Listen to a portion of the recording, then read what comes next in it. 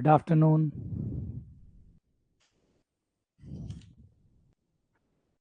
Good afternoon.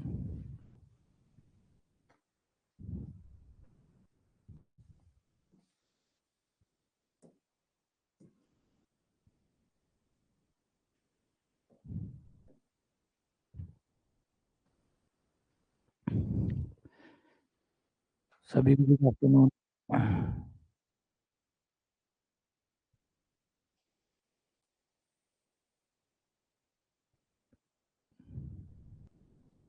आ जाइए। Good afternoon, good afternoon. Radhe Radhe, Radhe Radhe. खुश रहिए, खूब नाम रोशन करिए, खूब आगे बढ़िए। सभी नए विद्यार्थियों को स्वागत है। पुराने विद्यार्थियों का तो हमेशा से ही स्वागत है, और जो नए विद्यार्थी हैं उनका आज पहली बार आए हैं, उनका बेहद स्वागत है। ठीक है, चलिए आगे बढ़ते हैं। आज हमारा ज्योमेट्री में जो सेशन कल चल रहा था, कल लगभग हमने 21 क्वेश्चन कल तक के सेशन में कंप्लीट कर लिए थे, और कल कई क्वेश्चन ऐसे थे जो बहुत अच्छे थे। आज के सेशन में आपको और भी ज़्यादा अच्छे क्वेश्चन जो है मिलने वाले हैं, बहुत मज़ा आएगा। आज ज्योमेट्री के और भी कमाल के क्वेश्चन जो है वो आपको मिलने वाले हैं। क्लास हुई थी सुबह, क्लास हुई, क्लास डेली होती है, डेली प्रतिदिन क्लास होती है। हाँ, कभी कभी लेट सवेर हो जाती है, जैसे कल था, कल हमारा लाइट का इशू था, इस वजह से थोड़ी क्लास, जैसे 2 बजे वाली क्लास थी वो 1 बजे हुई थी, शाम वाली क्लास 7:30 बजे हुई थी। कई बार ऐसी छोटी मोटी प्रॉब्लम आ जाती है, या कभी नेटवर्क की प्रॉब्लम आ जाती है, कभी बहुत सारी चीज़ें हैं। ऑनलाइन क्लास में बहुत सारे फैक्टर्स हैं, ठीक है ना। चलो आ जाओ, क्वेश्चन नंबर 22। क्वेश्चन नंबर 22 कहता है त्रिभुज एबीसी में कोण बीएससी 90 डिग्री का है। ध्यान से सुनिएगा, क्वेश्चन टेढ़ा है लेकिन कमाल का है, मजा आएगा। कोण बीएससी 90 डिग्री है, और एडी और बीसी पर लंबवत है। एडी बीसी पर लंबवत है। यदि एडी 8.4 है, बीडी 4.8 है, तो आपको बीसी की लंबाई बतानी है। बीसी की जो लंबाई है वो बतानी है।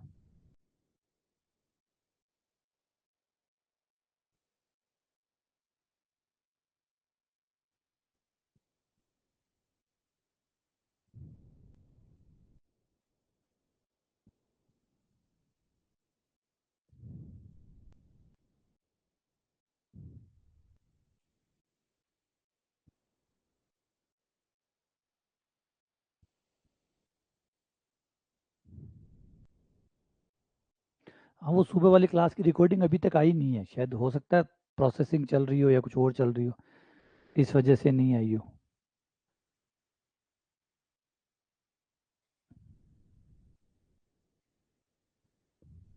रिकॉर्डिंग में हम नहीं डालते, ऑटोमेटिक ही चली जाती है अपने आप ही। जैसे क्लास कंप्लीट होती है, कंप्लीट होने के लगभग 2-3 घंटे तक वो प्रोसेसिंग होती है उसकी, और उसके बाद वो अपलोड हो जाती है। कई बार 1 घंटे में हो जाती है, कई बार सर्वर बिजी होता है तो 2-3 से 3 घंटे लग जाते हैं।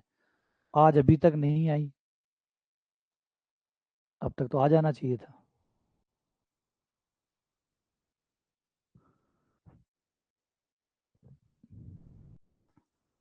त्रिभुज एबीसी में बीएससी 90 डिग्री है, एडी पर बीसी लंबवत है, एडी 8.4 है, बीडी 4.8 है, तो आपको बीसी की लंबाई बतानी है। कल इसके जैसा ही इसका एक भाई हमने कल किया था, वैसा का वैसा ही क्वेश्चन है ये।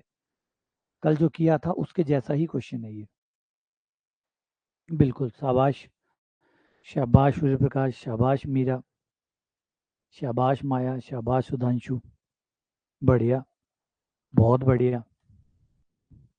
हाँ, यही होना चाहिए। सवाल को आप पहली बार ना कर पाए कोई बात नहीं है, लेकिन वैसा ही सवाल अगर दूसरी बार आता है और फिर आप नहीं कर पाते, तो ये सोचने वाली बात है। फिर देखिए, किसी सवाल, नया सवाल आया, आप पहली बार नहीं कर पाए, ठीक है, कोई बात नहीं, ओके, कंप्लीट, ओके। ये कि भाई पहली बार देखा है, क्या पता कैसे करेंगे क्या। लेकिन वही सवाल अगर वापस आता है थोड़ी देर बाद में और फिर भी हम नहीं कर पाते हैं, इसका मतलब है कि फिर तो गड़बड़ है। ये बात तो सही नहीं की जा सकती। ठीक है ना। तो कल हमने इसके जैसा ही एक सवाल किया था।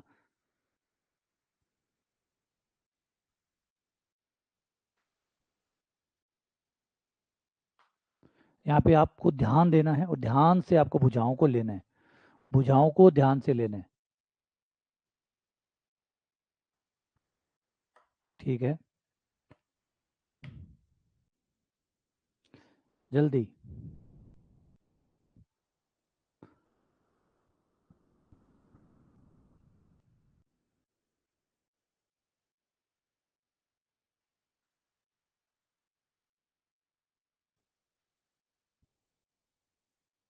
हाँ, अच्छी बात है। तो आ जाओ, देखो, जो कर पाए जो नहीं कर पाए वो आ जाओ। सवाल में दिया गया है कि ए पर, क्योंकि बीच में ए नाम आ रहा है, मतलब ए पर 90 डिग्री का कोण बन रहा है, ए पर 90 डिग्री का कोण बन रहा है। तो ये त्रिभुज, समकोण त्रिभुज बनाना है, ए पे 90 का कोण बनाना है। तो ये हो गया बी, ए और सी।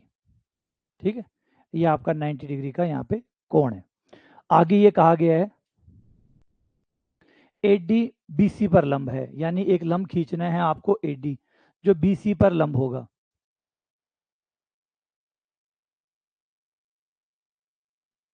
ये हो गया आपका डी बिंदु, एडी ये लंब है, एडी आपका बीसी पर लंब है। ये सारा हो गया। अब कहा गया कि एडी जो है वो 8.4 है, एडी 8.4 है, ये 8.4 है। ठीक है, साथ ही साथ बीडी 4.8 है।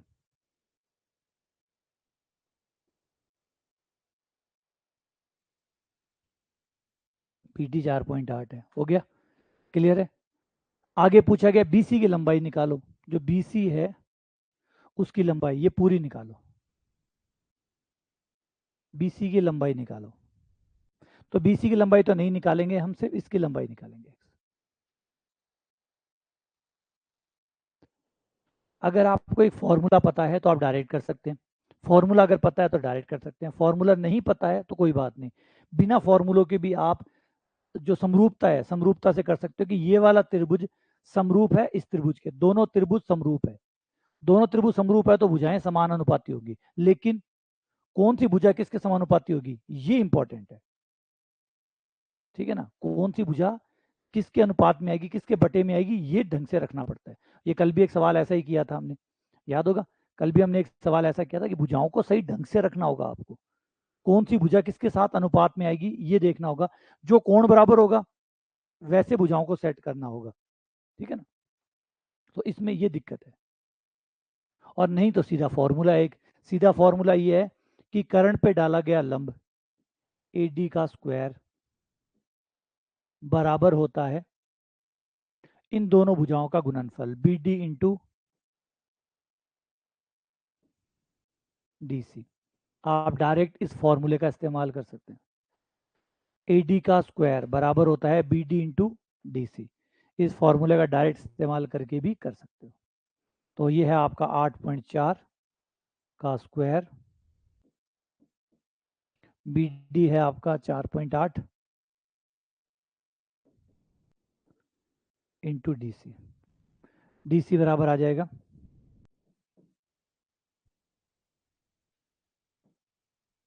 8.4 इंटू 8.4 बट्टा 4.8। काट लो इन्हें, 4 पे काटोगे तो 2.1 आएगा, 1.2 आ गया। दोबारा 4 पे काट लो, दोबारा 4 पे काटोगे तो 0.3 आएगा, और इसे 4 पे काटोगे 2.1 आएगा। 3 पे काटोगे 0.1 आएगा, इसे 3 पे काटोगे तो 0.7 आएगा। ये आ गया आपका 1.47 बट्टा 0.1, तो ये आ जाएगा 14.7, 14.7। अब 14.7 ये आ गई, 14.7 ये है, 4.8 ये है, दोनों को जोड़ दें, टोटल कर दें, दोनों का जोड़ 4.8 और 14.7 दोनों मिलाकर 5 9 19.5। ये आपका आंसर आ गया 19.5।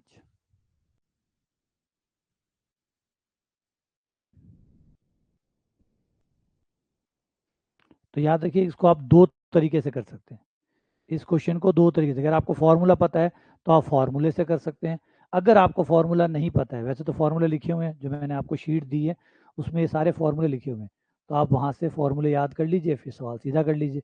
और अगर फॉर्मूला नहीं भी लगाते हैं आप तो भी हो जाएगा। ये वाला त्रिभुज यानी ये फर्स्ट त्रिभुज और ये सेकंड त्रिभुज दोनों समरूप है, समरूप है तो भुजाएं समानानुपाती होंगी, तो समानानुपाती की सहायता से भी निकाल सकते हैं। बस भुजाओं का ध्यान रखना होगा कि किसके साथ कौन सी आएगी, है ना। बस जो भुजाएं हैं उनको ध्यान से हमें रखना होगा कि कौन सा कोण किसके साथ बराबर है, ये दिक्कत है। वो मामला थोड़ा टेढ़ा होगा, टेढ़ा इसलिए रहेगा कि मान लीजिए ये कोण थीटा है, अगर ये कोण थीटा है तो ये 90 माइनस थीटा होगा, क्योंकि समकोण त्रिभुज है। समकोण त्रिभुज में अगर ये थीटा है तो ये 90 माइनस थीटा है, और अगर ये थीटा है और ये 90 है तो ये हो गया 90 माइनस थीटा, 90 माइनस थीटा। ये पूरा 90 है, ये 90 माइनस थीटा है तो ये थीटा हो गया। अब आप देख सकते हैं दोनों त्रिभुजों में कोण सेम है, ये थीटा, इसमें ये थीटा है तो इसमें ये थीटा है, इसमें ये 90 माइनस थीटा है तो इसमें वो 90 माइनस थीटा है, 90 90 दोनों में बराबर है, तो तीनों कोण आपस में बराबर है, यानी त्रिभुज समरूप तो है। लेकिन मामला गड़बड़ है, गड़बड़ इसलिए कि इसका तो यहाँ पे कोण बराबर है, इसका यहाँ कोण बराबर है, इसका यहाँ कोण बराबर है, उसका वहां बराबर है, ये थोड़ा सा टेढ़ा है। तो इसलिए हम क्या करेंगे, भुजाओं के नाम अब समरूपता के हिसाब से लिखेंगे, ध्यान देना, समरूपता के हिसाब से। नीचे वाले त्रिभुज को हम हटा लेते हैं, नीचे वाले त्रिभुज को ऊपर वाले त्रिभुज के हिसाब से, कोण के हिसाब से नाम सेट करते हैं। नाम पे ध्यान देना, थीटा कहाँ बन रहा है, यहाँ बन रहा है नीचे वाले त्रिभुज का, सिर्फ ऊपर वाले को तो एज इट इज रहने दो, ऊपर वाले को तो एज इट इज रहने दो, उसको चेंज मत करो, सिर्फ नीचे वाले को चेंज करते हैं। नीचे वाले का नाम इसके हिसाब से, समरूपता के हिसाब से नाम रखते हैं। जैसे इसमें इसमें थीटा कहाँ बन रहा है, ए पर बन रहा है, इसमें थीटा ए पर बन रहा है, इसमें थीटा सी पर बन रहा है, तो इसके लिए ए की जगह कौन होगा, सी होगा, इसमें ए की जगह सी होगा। 90 माइनस थीटा इसमें, इस बड़े सेकंड वाले में ए पे बन रहा है, इसमें वो बी पे बन रहा है, तो इसके लिए बी कौन होगा, ए होगा। अब बी आ चुका है, ए आ चुका है, तो तीसरा अपने आप ही आ जाएगा, डी, डी डी पर ही आएगा, डी डी पर ही आएगा। अब भुजाओं के अनुपात लिखो, तो ये जो अब ये जो नाम है ना ए डी सी, ये तो है इस त्रिभुज के नाम, और इस त्रिभुज के नाम जो चल रहे हैं बी डी ए, ये वैसे के वैसे रहेंगे, ठीक है। तो बी डी, यहां से देखो, बी डी बटा ए डी, बी डी बटा ए डी बराबर बी डी ए डी, यहां ये कौन सी है, ए डी, इसके लिए तो ए डी है, इसके लिए सी डी है, तो ए डी बटा सी डी।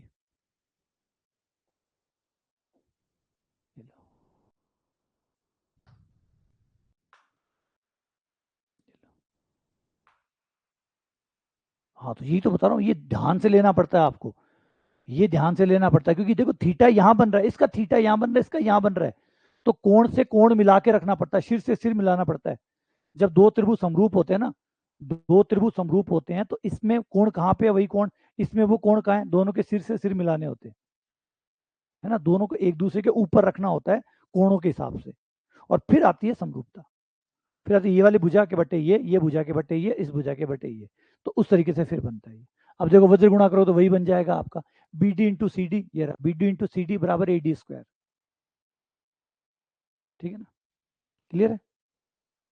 तो ऐसे बना है ये। तो अधिकतर हमने क्या सोचा हुआ, जैसे कल भी मैं बता रहा था, हमारा समरूपता का सोच ये होता है कि ये भुजा बटा ये वाली भुजा, ऐसे नहीं होता कि ये वाली नहीं, पहले आपको दो त्रिभुजों को सिर से सिर मिला के रखना होता है, फिर तय होता है कि किसकी भुजा में कौन सा आएगी। संगत भुजाएं, संगत भुजाओं का मतलब है जिनके कोण बराबर है उन भुजाओं को आपस में अनुपात में रखना है। ठीक है ना। अगर ये बात नहीं समझ में आई है तो चलो एक एग्जांपल लेके आपको समझाता हूं कि मान लो ये दो त्रिभुज है A B C, P Q R. मान लीजिए ये कोण θ1 है और यहाँ पे थीटा। अब यहाँ पे हम जो सोचते हैं, हमारा जो दिमाग काम करता है वो ये दिक्कत होती है, हमें ये लगता है कि ये भुजा ए बी बटा पी क्यू होगा। हमारा दिमाग हमेशा कि ए बी के बट्टे में पी क्यू, संगत भुजाओं का मतलब ये होता है आमने सामने वाली भुजा। ये भुजा बट्टे ये भुजा नीचे वाली भुजा बटा नीचे वाली भुजा, बाएं वाली भुजा बाएं वाली भुजा। ऐसे नहीं होता, कोण देखने पड़ते हैं कि यहाँ θ1 है, यहाँ देखो θ1 कहाँ है, यहाँ θ2 है, इसमें देखो θ2 क्या है, क्योंकि समरूप है तो निश्चित तौर पर θ2 कहीं ना कहीं तो होगा। इसमें θ3 है तो इसमें भी वो θ3 कहीं ना कहीं तो होगा। अब हमें सिर से सिर मिलाने पड़ते हैं। कैसे, वो देखो।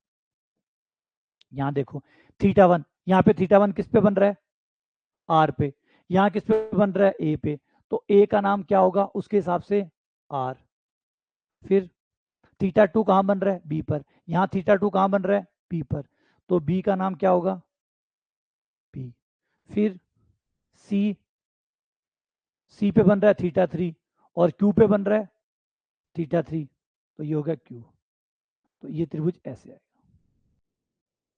अब देखो कौन सी भुजा किसके साथ आती है, अब आएगी ए बी के साथ आएगी पी आर, ए बी बटा पी आर, बी सी बटा पी क्यू और ए सी बटा आर क्यू। तो समझ में समरूपता ऐसे काम करती है। समरूपता इस तरीके से काम करती है, ना कि इस तरीके से कि ये वाली बट्टा ये वाली, है ना। अगर आपने पाइथागोरस प्रमेय का प्रूफ देखा हो, पाइथागोरस प्रमेय, पाइथागोरस को कैसे प्रूफ किया गया, ऐसे तो प्रूफ किया गया दो त्रिभुजों का समरूप। लेकिन ऐसा नहीं कि इस भुजा के नीचे ये वाली भुजा ले ली गई, ऐसे नहीं होता। वो होता कोणों की भुजाएं, जो कोण सेम बना रही है वो भुजाओं का अनुपात आता है। ठीक है ना। तो ये जो चीज़ है इसको ठीक कर लीजिएगा, ये वाली जो चीज़ अभी बताइए इसको ठीक कर लीजिएगा, है ना। चलो वापस सवाल पे आते हैं।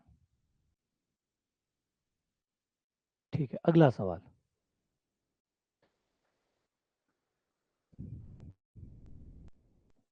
3.46 सेंटीमीटर ऊंचाई वाले, 3.46 सेंटीमीटर ऊंचाई वाले एक समबाहु त्रिभुज का परिमाप क्या होगा।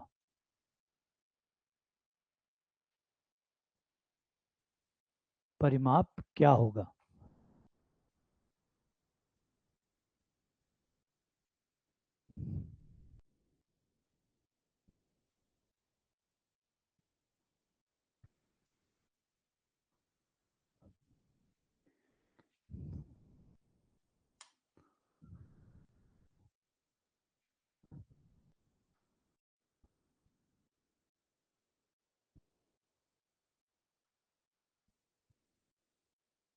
हाँ, बस समरूपता को ध्यान से समझना है। देखो 3.46 सेंटीमीटर ऊंचाई वाले समबाहु त्रिभुज का परिमाप क्या होगा।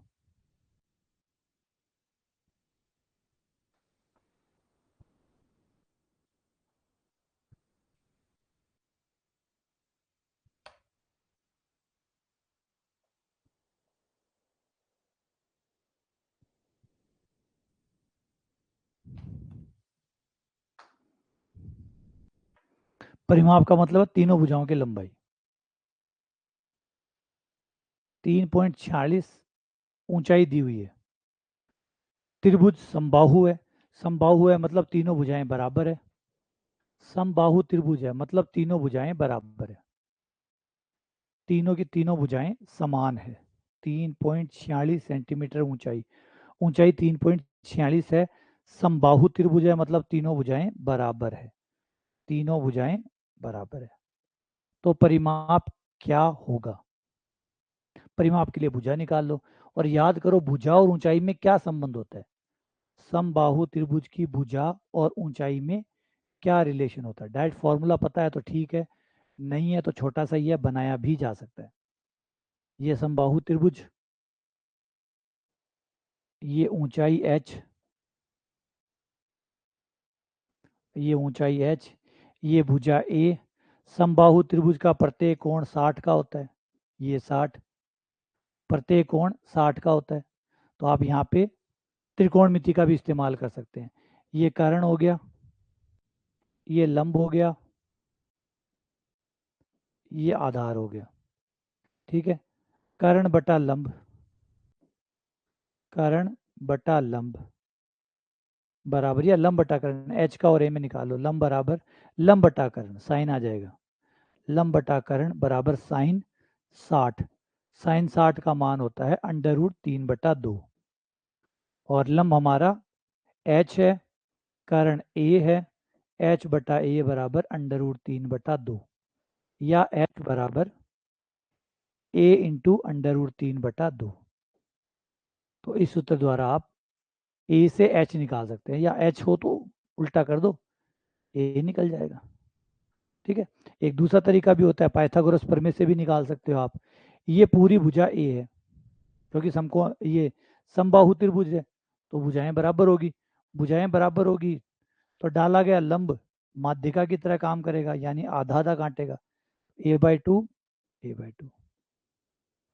तो यहाँ पे आप पाइथागोरस प्रमेय लगा के भी ऊंचाई निकाल सकते हो, तो दोनों में से कोई भी लगा दो, चीज ही निकले। ये हो गया। अब हमें एच दिया हुआ है, हम ए निकाल लें।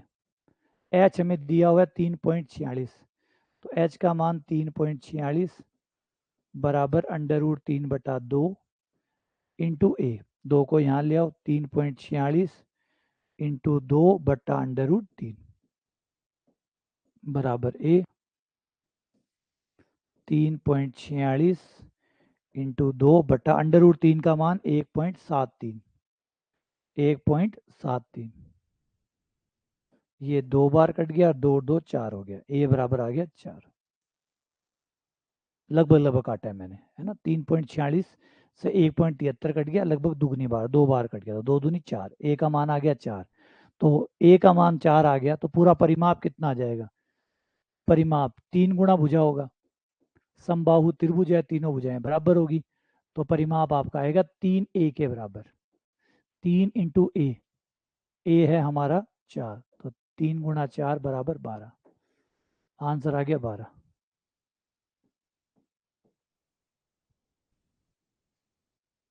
सही है।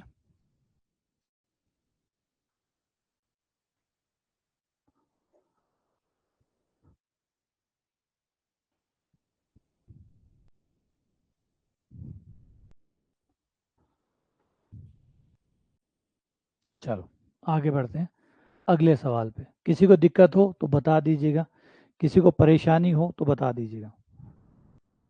ठीक है, अगला क्वेश्चन ध्यान से सुनो, समझो और कमाल करो।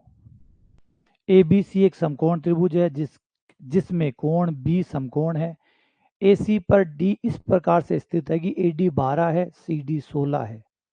ए डी 12 है, सी डी 16 है। यदि बी डी ए बी को समद्विभाजित करती हो, ए बी सी कोण के बीच में से जाती हो, तो त्रिभुज ए बी सी का परिमाप, जल्दबाजी ना करें,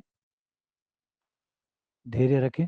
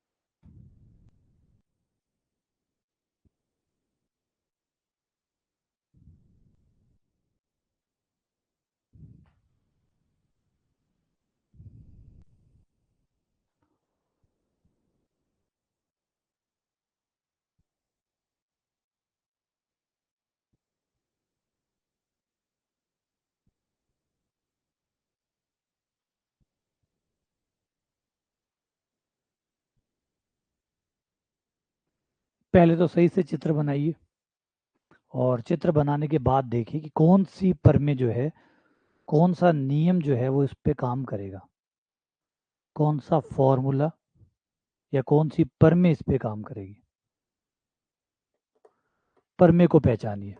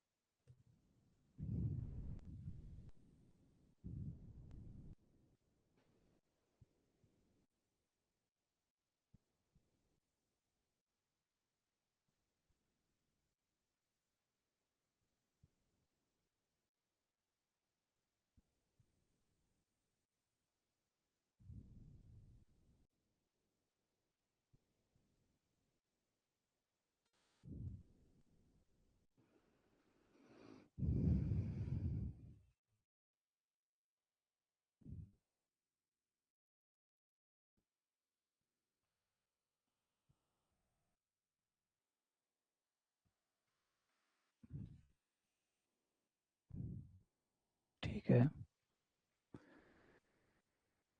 बाकी लोग।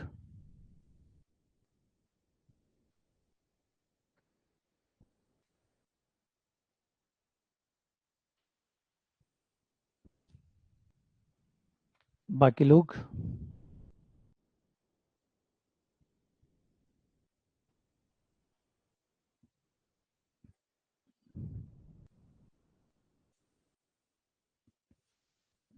चलिए, ठीक है, कोई ना, आ जाओ।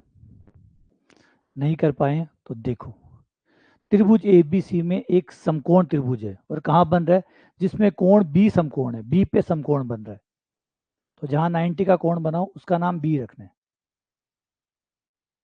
ये बी हो गया, क्योंकि 90 का कोण यहाँ बन रहा है।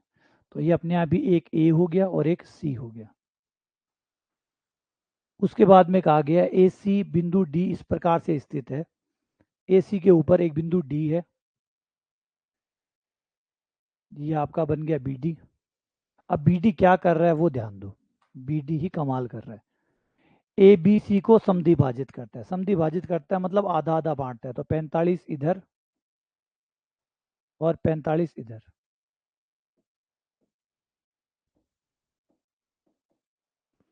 45 45 कोण को आधा आधा बांट देता है, कोण को आधा आधा बांट देता है। ठीक है, आगे कहा गया ए डी 12 है,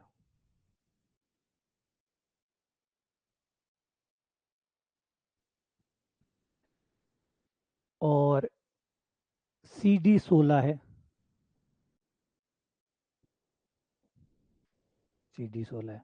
अब ध्यान से सुनना, अब यहां से ही बात समझना कि जब भी कोई कोण का समद्विभाजक होता है, कोण का समद्विभाजक एक ही काम करता है कि जिस अनुपात में आपकी दो भुजाएं हैं, जिससे कोण समद्विभाजक निकला है, जिससे कोण समद्विभाजक निकला है, उन दो भुजाओं का अनुपात वही होता है जो सामने वाले दो टुकड़ों का अनुपात होता है।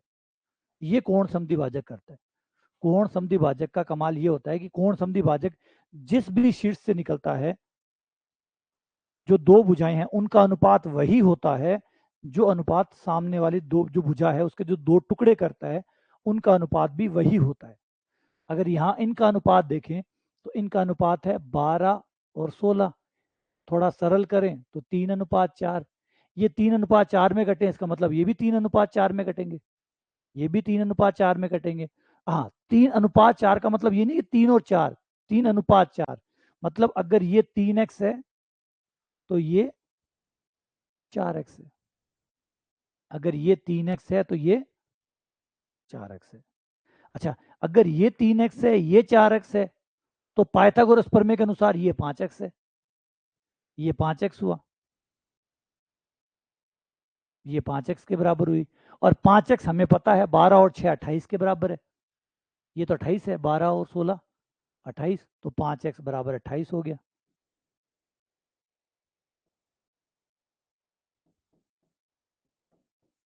5.6, x का मान आ गया 5.6।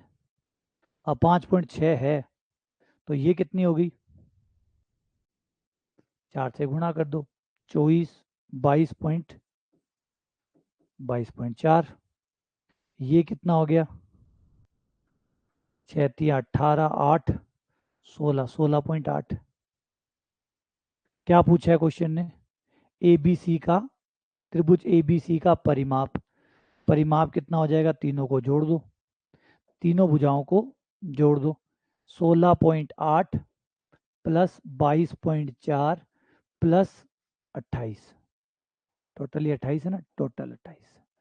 28 प्लस 22 50, तो यही हो गए 50 और 60 66, 66 और 67.2, 67.2 या 66.2, 67.2, ये आपका आंसर आ गया। ये लो। अब इस सवाल में किसी को कोई चीज नहीं समझ में आई तो बताओ, इस सवाल में कोई चीज आपको नहीं समझ में आई हो तो बताओ,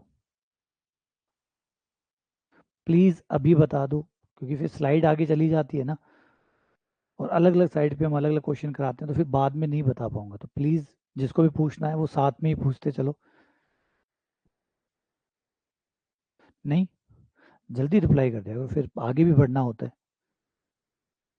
ठीक है, चलो ठीक है, तो फिर चलो आगे बढ़ते हैं, क्वेश्चन नंबर 25। हाँ, कोई डाउट ना हो तो ऐसे भी बोल दिया करो, नो डाउट, मतलब इशारा कर दिया करो ताकि मुझे समझ में आ जाए क्या आपके दिमाग में चल रहा है। चलो अगले क्वेश्चन पे आ जाओ। एक वर्त की दो जीवाएं ए बी और सी डी एक दूसरे को ओ पे प्रतिच्छेद करती है, ओ पर काटती है, जीवाएं एक दूसरे को ओ पे काटती है। अब वही हो गया ना, मैंने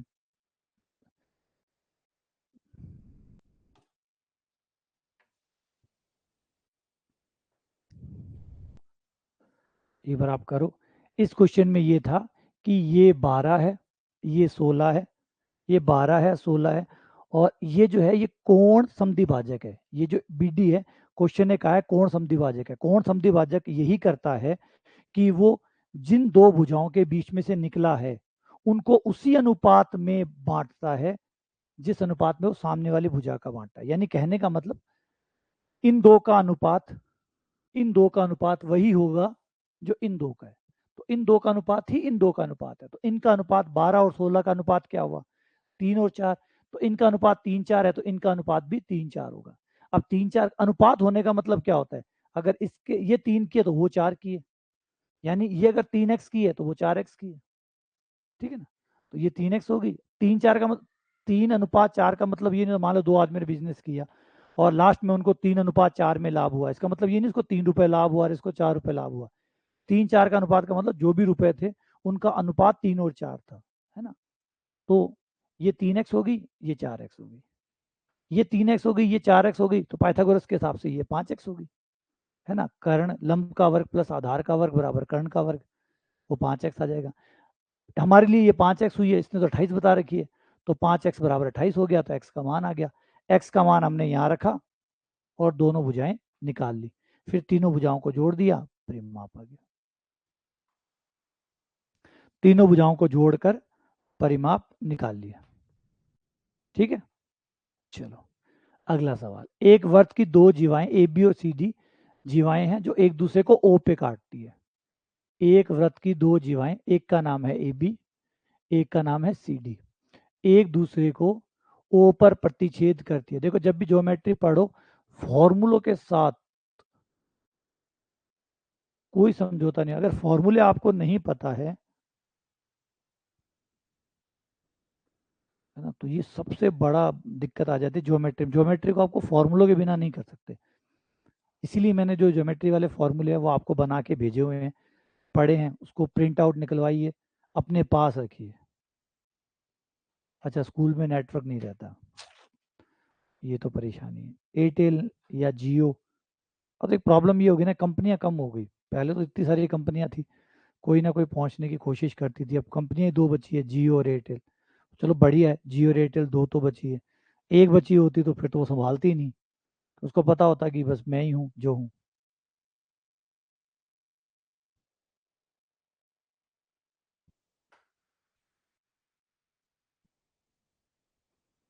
सतपाल सब भूल जाते हैं। किसी की याददाश्त इतनी अच्छी नहीं है कि वो बहुत साल 2 साल तक चीज़ों को याद रख सके।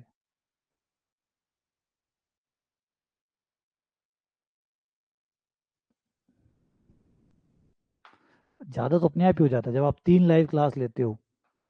अगर आप 3 लाइव क्लास ले रहे हो तो नेट तो ऑब्वियसली बात है। आप अगर एक लाइव क्लास भी मानते हो तो 600 500 600 एमबी की तो होती होगी। 500 600 एमबी की अगर एक क्लास होती है तो 3 क्लासें मतलब 2 जीबी। तो 3 क्लासेस लेने का मतलब है 2 जीबी गया। फिर उसके बाद अगर आपने वहाँ कुछ वीडियो देख रहे हो कुछ और देख रहे हो तो 1 जीबी वो खा जाता है। मतलब आज अब आपकी जो कंजम्पशन है वो है 3 जीबी 3.5 जीबी। इतना आपको चाहिए। और ये काम जो है ना ये मोबाइल नहीं कर सकता। वाईफाई कनेक्शन ले लो। लैंडलाइन कनेक्शन ले लो वाईफाई वाला जो होता है ना। ब्रॉडबैंड ब्रॉडबैंड ले लो। ब्रॉडबैंड आजकल बहुत सस्ता आता है। ब्रॉडबैंड सबसे ज़्यादा सस्ता है। 399 400 रुपये में तो ब्रॉडबैंड आ जाता है। रेल वायर का ले लो या बीएसएनएल का ले लो।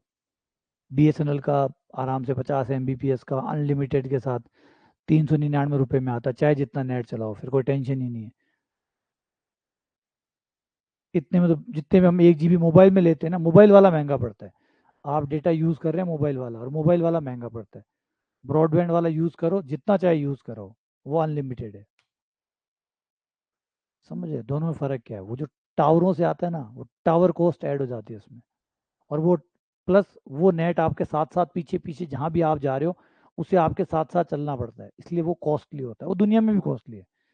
दुनिया में कहीं भी चले जाओ मोबाइल डेटा मोबाइल का 1 जीबी महंगा ही होता है।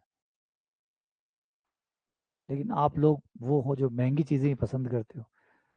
है ना। आप मोबाइल डेटा यूज़ कर रहे हो जो कि महंगा है और आप वही यूज़ करते हो।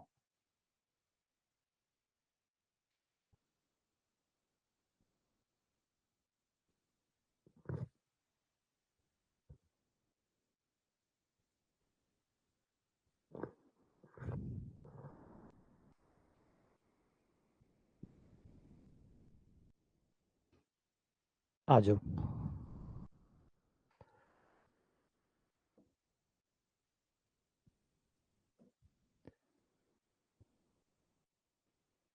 क्वेश्चन में ये है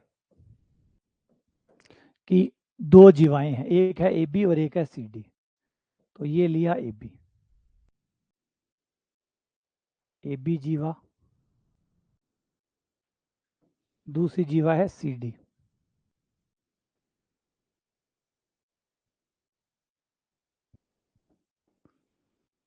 दोनों ओ पे काटती है।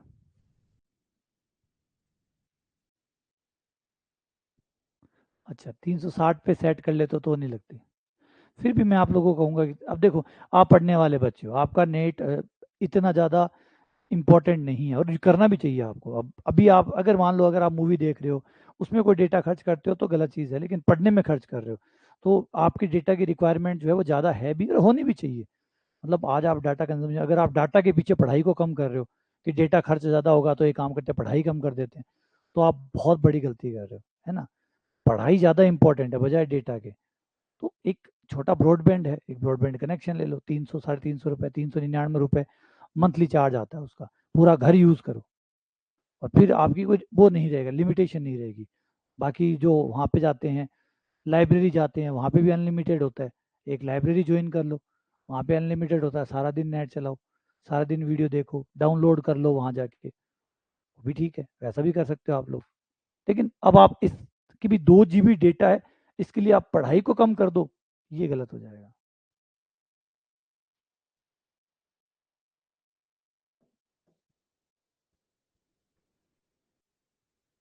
है ना। कहीं ऐसा हो मतलब बच्चा कॉलेज लेक्चरर या स्कूल लेक्चरर लगता लगता रह गया डेटा कम पड़ गया।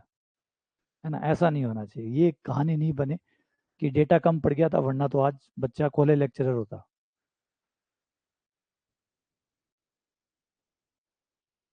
देखो सी ओ 4 सेंटीमीटर ओ डी 3.75। सी ओ कितना 4।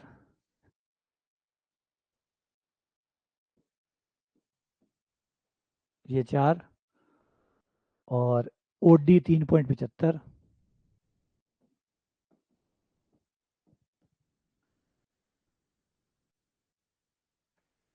और AB 8। AB पूरी 8 है, तो पूरी तो हम क्या करेंगे, इसको x बोल देते हैं। अगर ये x है तो ये 8 माइनस एक्स होगी, क्योंकि टोटल 8 है ना, टोटल 8 है, तो 8 है तो ये 8 माइनस एक्स होगी। अब जब दो जीवाएं अपने आप को काटती है एक दूसरे को, तो इन जीवाओं का जो गुणनफल होता है, टुकड़ों का गुणनफल बराबर होता है। जैसे OC OD, OC गुणा OD, OC गुणा OD, जीवाओं के टुकड़ों का गुणनफल समान होता है। तो OC OD, OC into OD बराबर OA इंटू OB। ये फॉर्मूला काम करता है जब दो जीवाएं एक दूसरे को काटती है। जब किसी वृत्त की दो जीवाएं एक दूसरे को जिस बिंदु पे भी काटती है, उन बिंदुओं पे उनके टुकड़ों का गुणनफल बराबर होता है। अब यहाँ पे अपने अपने मान रख दो, सॉल्व कर लो। कितना है, OC कितना है 4, OD कितना है 3.75, OA कितना है x, OB कितना है 8 माइनस एक्स। गुणा करते ही 12, 12 और 2 14, 14.5 बराबर 8x माइनस एक्स स्क्वायर। एक तरफ ले आओ, x square minus 8x plus 14.5 बराबर 0। एक्स स्क्वायर माइनस 8x और 14.5, गुणनखंड हो जाएगा इसका 3.5 और 4.5, है ना, 3.5 और 4.5।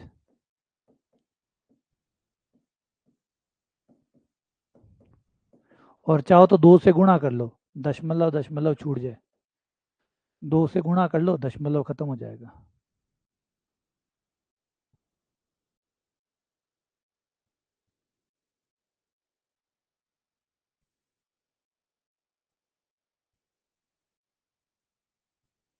देखो 14.5 ही आएगा क्या।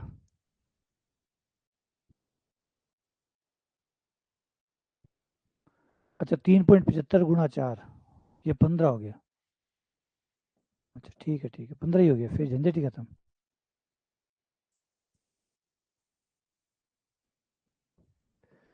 और 5 और 3 टुकड़े हो गए।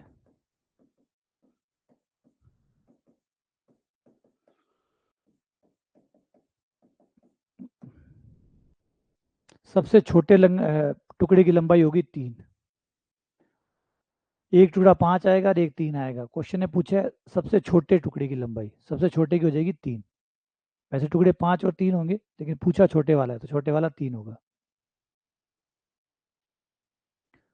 ये आपका आंसर आ गया। ठीक है, इसमें किसी को परेशानी है, इसमें किसी को दिक्कत है।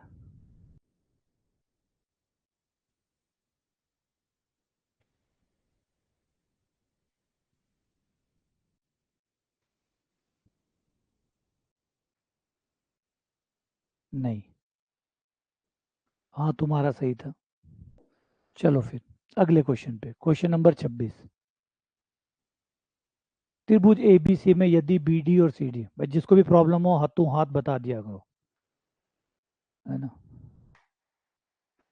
बढ़िया, नो प्रॉब्लम, तो इससे बढ़िया तो कुछ है ही नहीं। चलो लगाओ दिमाग। त्रिभुज ABC में BD और CD क्रमशः कोण B और कोण C को समद्विभाजित करती है। BD और CD कोण B और कोण C को काटती है। BDC 135 डिग्री है, तो BAC का मान कितना होगा। हाँ ये घूम घूम के आता है, पेपर में भी आएगा शायद ये।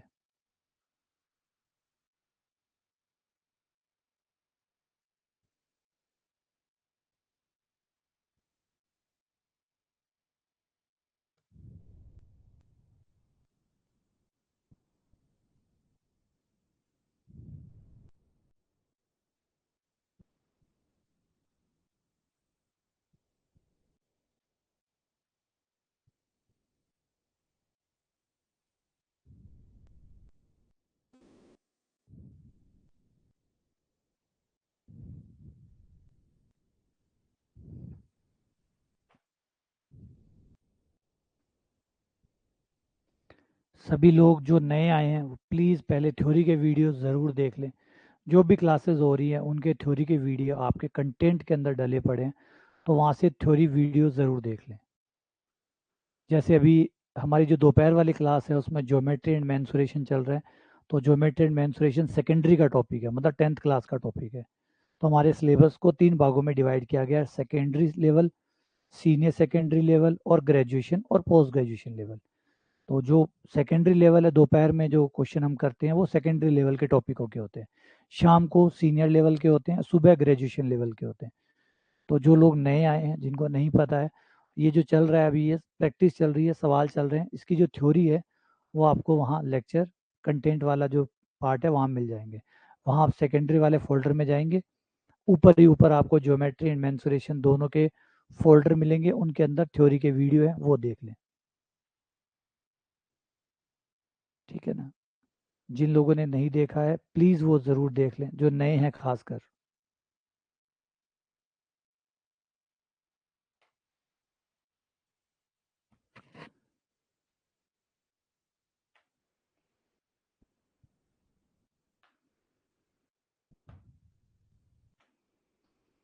ठीक है,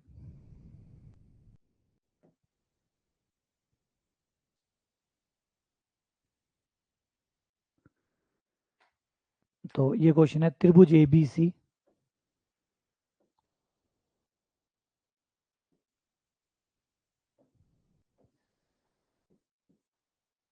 त्रिभुज ABC यदि BD और CD क्रमशः कोण B और C को बांटती हो, मतलब कोण समद्विभाजक है, BD और CD कोण समद्विभाजक है, BDC ये 135 है, कोण A बताइए। तो इनके बीच में कल हमने रिलेशन पढ़ा था एक, इन तीनों के बीच में अगर ये कोण थीटा है, इसको थीटा नाम दे दे, तो थीटा बराबर होता है 90 प्लस कोण A/2। ये सूत्र काम करता है। सूत्र दो थे, एक था आंतरिक कोण विभाजक और एक था बाह्य कोण विभाजक। बाह्य कोण विभाजक में माइनस का चिन्ह आ जाता है, आंतरिक कोण विभाजक में प्लस का चिन्ह आ जाता है। तो बस इस सूत्र में मान रखो, आंसर आ जाएगा। थीटा का मान 135 बराबर 90 प्लस A/2। 90 इधर आ गया, ये हो गया आपका 45, A/2 बराबर 45 और A बराबर हो गया 45 दूनी 90। तो आंसर हो गया 90 डिग्री।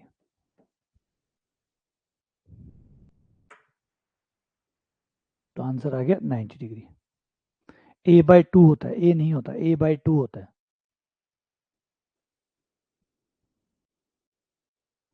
ठीक है, समझ में आ गया?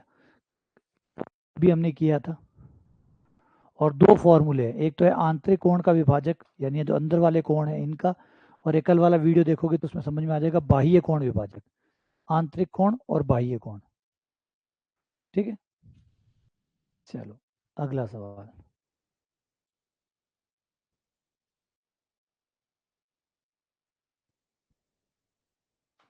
Question number 27। केंद्र O वाले एक वृत्त में P और PB एक बाह्य बिंदु P पे, P से क्रमशः A और B दो स्पर्श रेखाएं खींची गई है। यदि ए पी बी 42 डिग्री का हो तो ए और बी का मान कितना होगा?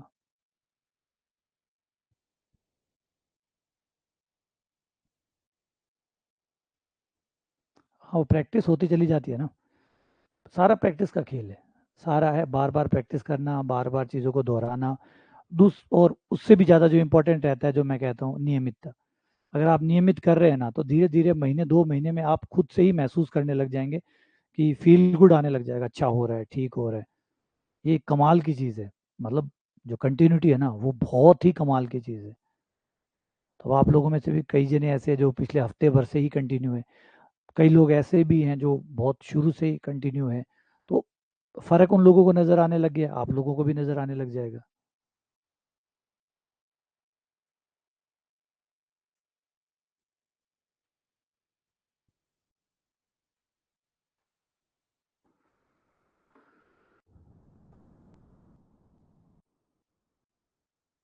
शाबाश,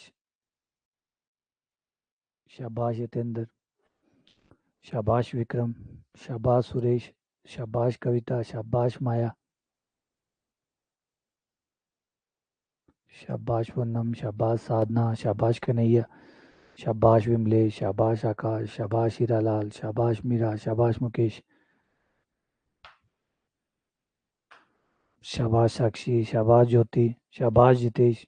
ठीक है, मतलब कुल मिला के आपने चित्र सही बना लिया, क्योंकि मेन क्वेश्चन चित्र का ही है इसमें। ये आपका व्रत रहा। व्रत में किसी बिंदु P से जो है वो स्पर्श रेखाएं खींची गई है। ये है PA, ये है PB, ये है व्रत का केंद्र।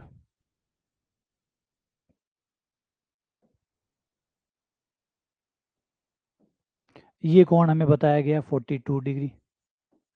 ये कोण पूछा गया। ठीक है, इसमें भी एक प्रमेय काम आएगी, वो ये है, स्पर्श रेखा और त्रिज्या के बीच बनने वाला कोण समकोण होता है। तो ये भी समकोण हो गया। समकोण, समकोण 42 डिग्री। और ये है चतुर्भुज। चतुर्भुज के चारों कोणों का योग 360 होता है। 360 में से 90, 90 180 चले गए, 180, 180 में से 42 हो गया, तो ये बच गया आपका 138। तो आंसर है 138।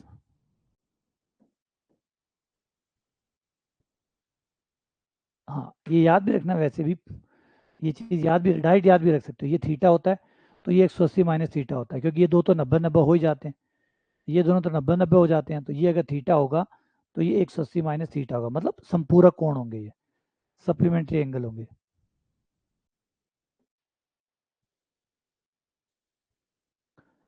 अगला सवाल।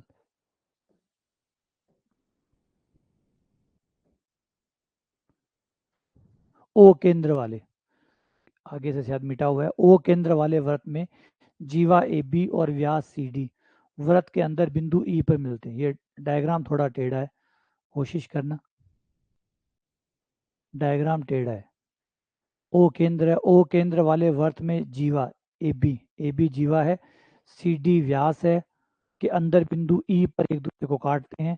यदि AOD 42 डिग्री का है, BOC 104 डिग्री का है, तो AED का मान कितना होगा? सही से चित्र बनाओ और जोड़ो चीजों को।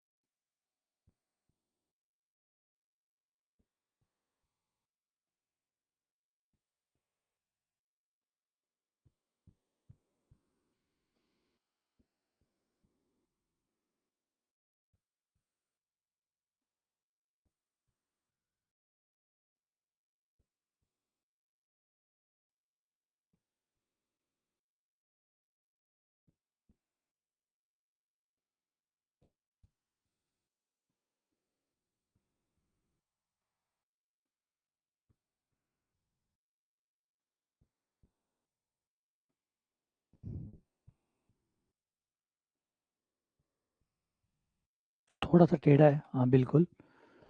बिल्कुल बिल्कुल, दिमाग लगाओ, दौड़ाओ, सही से चित्र बनाने की कोशिश करो। और नहीं होता है तो मैं करवाता हूँ। चित्र बना लो, अगर चित्र भी सही से आप लोग बनाते हैं तो भी आपको आधे मार्क्स मिल जाएंगे यहाँ पे। फिर उसके बाद सही कोण को ढूंढना है, सही डायग्राम नहीं बनता, बस यही। अब ऐसे सवाल भी पेपर में बनते हैं जिसमें क्या होता है, चित्र को छुपा के रखता है। भाई वो सरल होते हैं, वो आपको लग जैसे चित्र वाले चित्र बना के दे देता है, फिर कोण पूछता है। होते तो मुश्किल है, लेकिन कम से कम एटलीस्ट चित्र तो दे दिया। अब इनमें भाषा भाषा में ही सारी बातें बता दी। अब इन सारी भाषाओं को चित्र में डालो, कोण निकालना तो फिर भी बाकी है। पहले तो चित्र बनेगा, उसके बाद कोण आएगा। तो एक एक शब्दों को सोचते हुए समझते हुए डायग्राम बनाओ। देखो क्या कह रहा है, आ जाओ ट्राई करते हैं। कर लिया वो तो ठीक है, जो नहीं कर पाया वो देखो। ये आपका व्रत है। इस व्रत में एक जो है वो व्यास है, एक जना व्यास है, सीडी जो है वो व्यास है, ठीक है। व्यास का मतलब होता है जो व्रत को आधा काटता है। तो व्रत को आधा काटेगा तो ये हो गया आपका सीडी।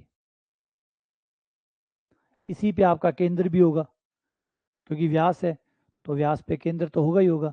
तो ये आपका केंद्र हो गया ओ, ठीक है। ओ जो है वो सीडी पर होगा। उसके बाद अगला है आपका ए बी जीवा है। ए बी काटती है, इसको ई पर काटती है। तो ए बी कहीं भी कोई जीवा ले लो और वो ई पे काट रही है। ये कोई जीवा ले ली ए बी, जो इसे ई पर काट रही है, ये ई पे काट रही है। उसके बाद में आगे कह रहा है कि यदि ए ओ डी, ये ए ओ डी है कौन सा, ए ओ डी, ये रहा ए, ये रहा ओ, और ये रहा डी, ये वाला ए ओ डी बराबर दिया गया 42। उसके बाद में बी ओ सी, बी ओ सी, बी ओ सी, यानी ये वाला, ये दिया गया हमें 104।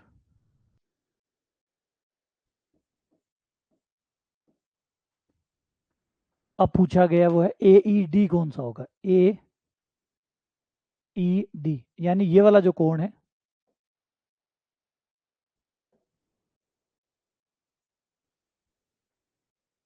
ए ई डी सॉरी,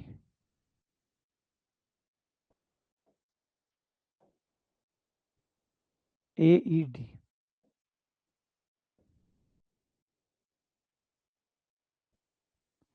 ये वाला कोण पूछा गया। ये आपका सवाल हो गया। यहाँ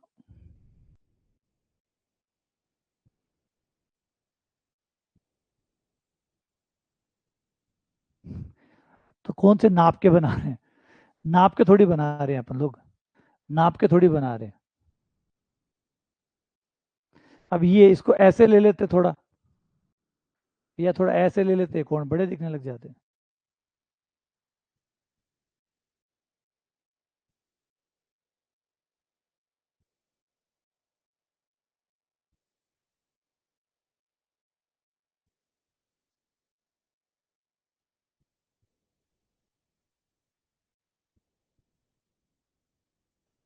हाँ, आगे सोचना पड़ेगा, देखो कैसे कर सकते हो इसको, क्या विज्ञान लगाया जा सकता है इसमें।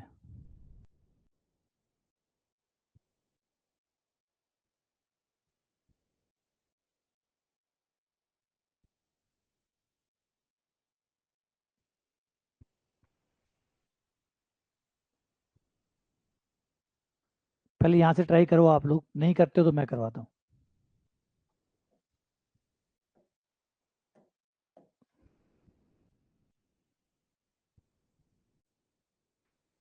मैं करवा दूँ, आ जाओ मैं करा देता हूँ। देखो ये वाला कोण जो है, ये नीली रेखा जो है पूरा 180 का कोण बनाएगी। 180 में से 42 गया, 180 में से 42 गया, तो ये वाला जो कोण है, ये वाला, ये इतना कोण,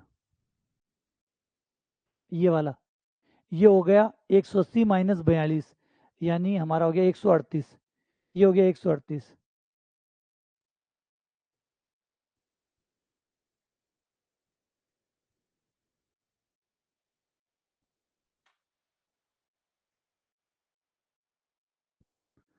कुछ बुझाएं, कुछ अलग ले ली क्या?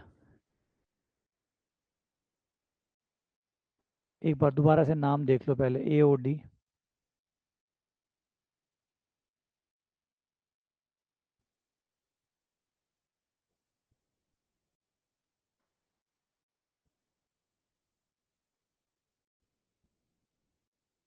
क्योंकि यहाँ मामला ज़्यादा जा रहा है, यहाँ ज़्यादा जा रहा है। अगर हम इस त्रिभुज में आते हैं, इस वाले में, कौन से वाले में, AOB में आते हैं,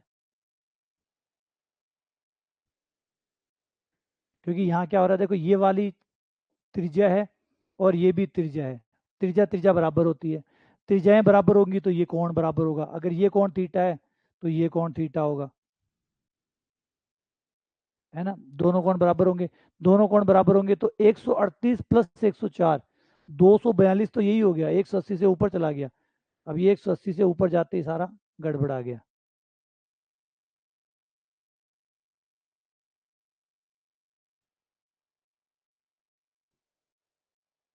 है ना।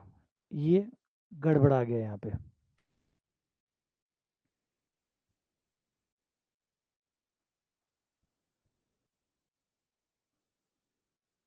इसका मतलब ये जो जीवा ए बी है, ए बी को उठा के इस साइड लाना पड़ेगा, ए बी को उठा के इस साइड लाना पड़ेगा, इधर से आएगी,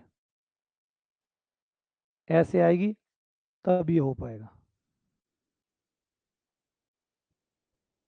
ठीक है, चलो मिटाता हूँ मैं इसको एक बार, और दोबारा दूसरी साइड से ट्राई करते हैं। क्योंकि यहाँ तो त्रिभुज के कोणों का योग 180 से ज़्यादा आ रहा है, यानी वैसे तो सवाल की गलती मानी जाएगी, क्योंकि सवाल ने बताया नहीं है कि किस तरफ है।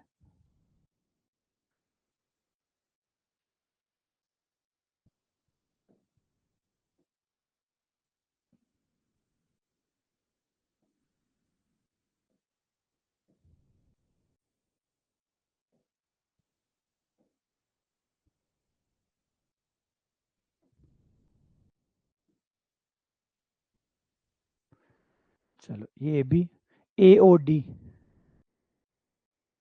और जहाँ काट रहा है वो E है।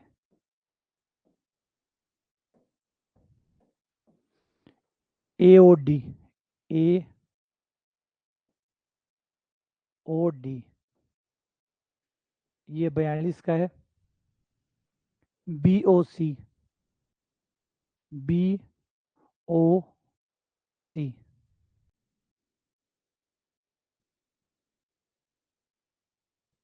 BOC 104 का है।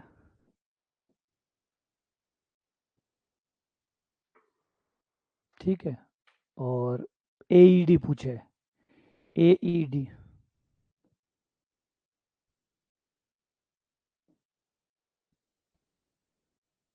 बस वही तरीका, वही रहेगा, तरीका वही रहेगा। ये भुजा त्रिज्या है, ये भी त्रिज्या है, त्रिज्याएं त्रिज्याएं बराबर होती है।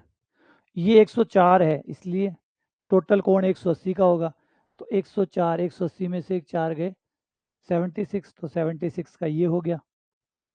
और ये कोण अगर थीटा है तो ये कोण भी थीटा होगा, ये कोण थीटा है तो ये कोण भी थीटा होगा। तो theta plus theta plus theta, और थीटा, दो थीटा हो गया, प्लस 42 और 76 मिलाकर 118, 118 ये हो गया, बराबर 180, बराबर 180 को उधर ले जाओ, दो थीटा बराबर ये 18, 62, थीटा बराबर 31। ठीक है, ये 31 का हो गया। अब इस वाले त्रिभुज में आ जाओ, ये कोण 31 का आ गया। तो इस त्रिभुज में, इस वाले त्रिभुज में, अब हम इस त्रिभुज की बात कर रहे हैं, ये वाले में,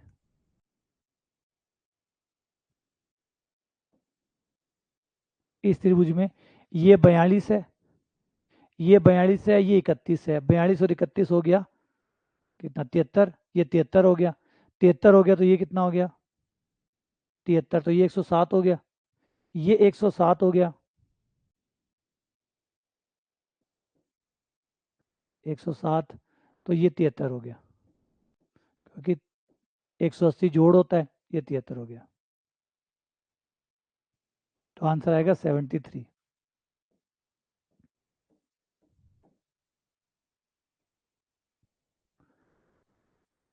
सवाल ज़्यादा टफ तो था नहीं है ना, वैसे तो कुछ नहीं था इसमें, बस मैन डायग्राम का ही खेल था थोड़ा सा, डायग्राम बनाने में दिक्कत थी। और वैसे तो सीधा भी हो जाता, दो आंतरिक कोणों का योग एक बाह्य कोण के बराबर होता है, दो आंतरिक कोणों का योग एक बाह्य कोण के बराबर होता है।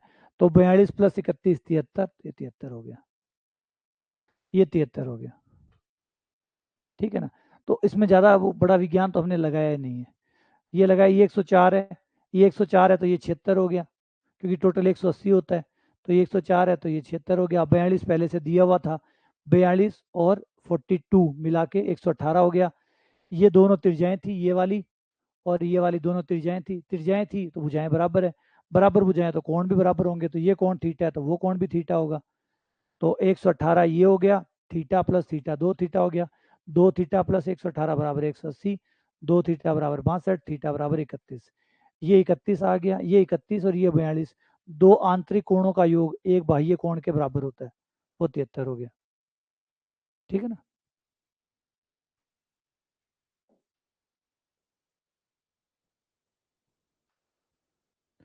ठीक है, आगे समझे।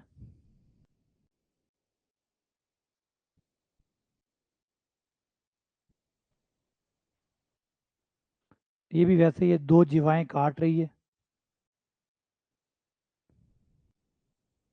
लेकिन इस बार जीवाएं बाहर जाके काट रही है। एक वर्त की जीवाएं ए बी सी डी बाह्य रूप से पी पर प्रतिषेध करती है, अंदर नहीं काटती, वर्त के बाहर काटती है।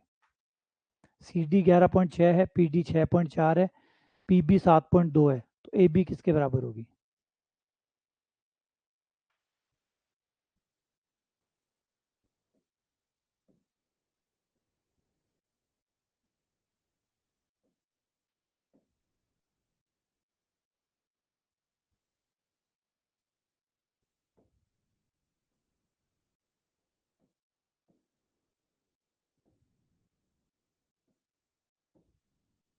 यस, ठीक है। अब वही टुकड़ों का गुणनफल बराबर होगा, एक हो जाएगा पी बी गुणा पी ए बराबर पी डी गुणा पी सी, पी बी गुणा पी ए बराबर पी सी गुणा पी डी गुणा पी सी। ये लो मान रख दो, सॉल्व कर लो।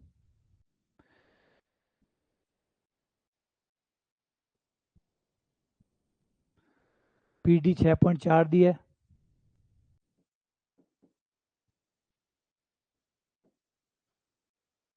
और पी बी 7.2 है, उसके बाद में P B P D C D 11.6 है,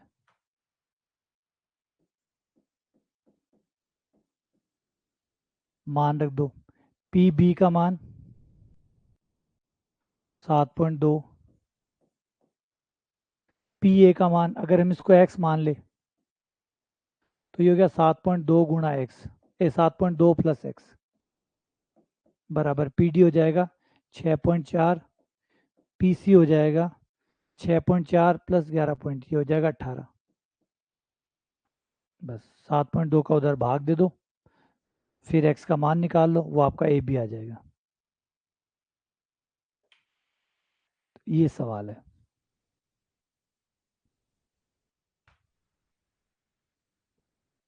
क्लियर है।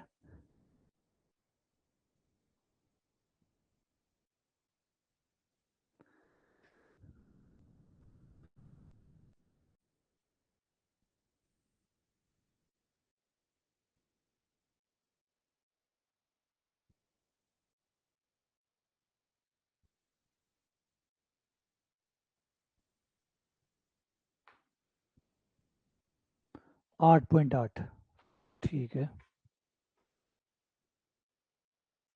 8.8।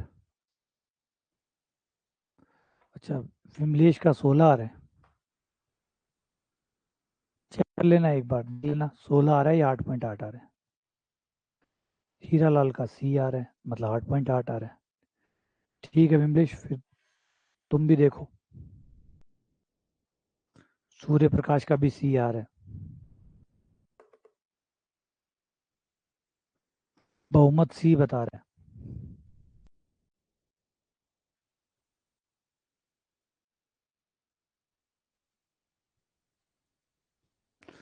आकाश का भी सी आ रहा है, साधना का भी सी आ रहा है, विक्रम का भी सी आ रहा है। कहने का मतलब सी ही आंसर है। ठीक है, सही है, बढ़िया। चलिए, मिलते हैं फिर, क्लास को ऑफ करते हैं और शाम को फिर मिलते हैं नए क्वेश्चन के साथ। AP GP HP, AP GP HP को आगे बढ़ाते हैं, ठीक है। हाँ सुलेखा, बिल्कुल सही, एकदम सही है। ठीक है सुधांशु, मिलते हैं फिर शाम को फिर से दोबारा एपी जीपी एचपी के साथ।